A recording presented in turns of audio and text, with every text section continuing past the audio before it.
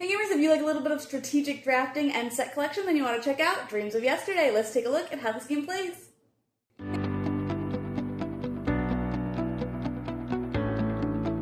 In this game, players are trying to have the highest score by having the best exhibits. Each player will start with a double resource card and one artifact, basic artifact card, and then you can have two exhibits, two lines of exhibits with your artifacts under your resources. On a player's turn, they will start from the blank space that's in the history section, and they can move up to two spaces to take a resource card or pay for a artifact card. So in this case, I can take this double green resource here, or I can actually afford to take this artifact here because I have two trophies, and that is what that one costs. And you are trying to have artifacts match each other. The bigger the group you have in a section, the more points that it'll score at the end. So actually, while I have the opportunity, I'm going to spend this here, and then I'm going to add this to my line here. I'm going to choose to add it on this side. You can choose to add it on either side, though not ever in the middle of your other artifacts in a single exhibit. But like I said, I want to have matching ones, so I don't want to split up my pink ones here with that orange, so I'm going to put it on that side there. And then you'll take the top card of the deck, and you'll choose which side that you want to put face up, and you'll put it where you had started that turn. And then player will proceed around the table.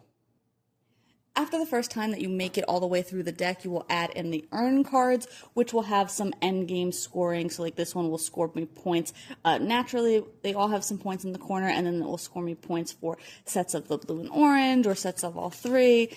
So some are just for a single type. So like I said, they'll get mixed in the first time that you go through the deck and need to shuffle.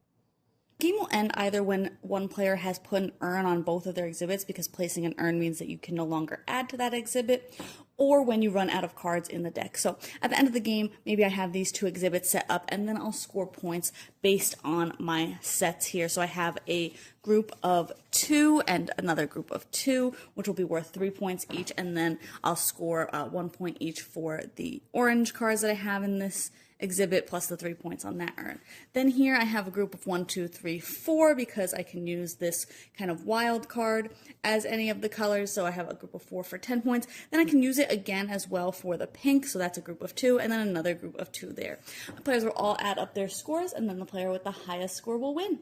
Overall, I thought this game was okay. Something I did forget to mention in kind of the how to play brief was that whatever card is on top of any of your exhibits might give you access to a special ability, so you might be able to move an extra space in the histories, you might be able to flip a card over when you pick it up, rearrange your exhibits as they stand to get those sets together. I think that that's probably the most interesting part of the game, is kind of choosing how you want to have things on top of your exhibits in order to give you access to kind of the best abilities for you at that given time.